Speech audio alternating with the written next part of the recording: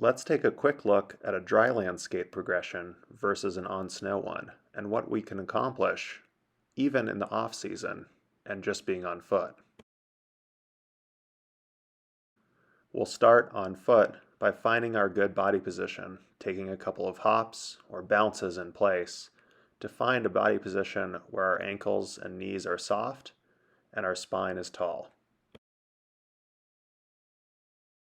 From there, we can place our hands on our hips and start sliding our torso back and forth over each foot. One visual to help us think about this is thinking of our torso from our hips up to our shoulders as a rectangle and just sliding it from side to side over each foot. And you can see that I'm starting to unweight the opposite foot as I shift my weight over. On snow, we can do the exact same thing, even with a little bit more exaggeration with the leg compression and extension, keeping our hands on our hips and sliding the torso back and forth.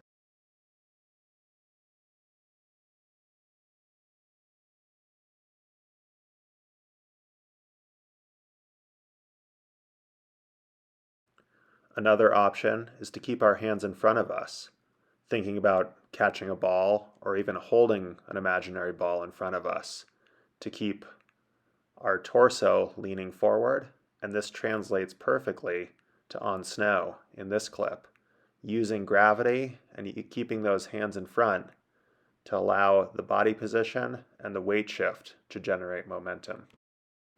We can keep this nice relaxed position going up as well, though it takes slightly more power through the legs to accomplish this.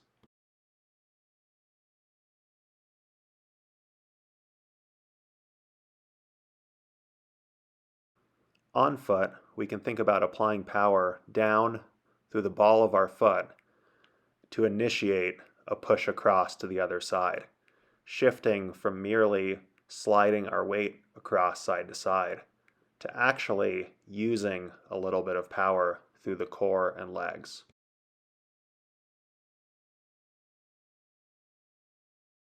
The same is true on snow. Holding our poles in front of us to ensure a quiet upper body, we're still thinking about applying power down into the snow through the ball of the foot to shift our weight across.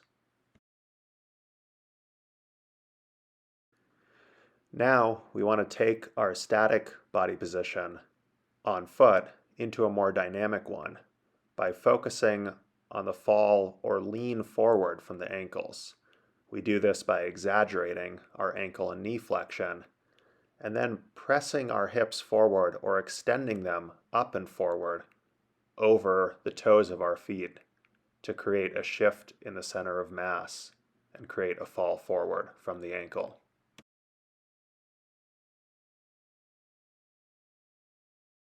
On snow, we can accomplish the same thing by pressing our shins forward and really focusing on getting the hips out over the skis to create forward glide without any push at all, and really, again, focusing on the body position to create forward momentum.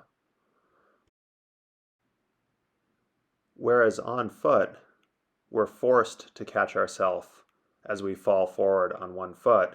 Because of the glide on snow, we can start to think about shifting our weight with that fall forward over one ski with a slight push. That way, as we start to slide forward, we shift our weight to one side.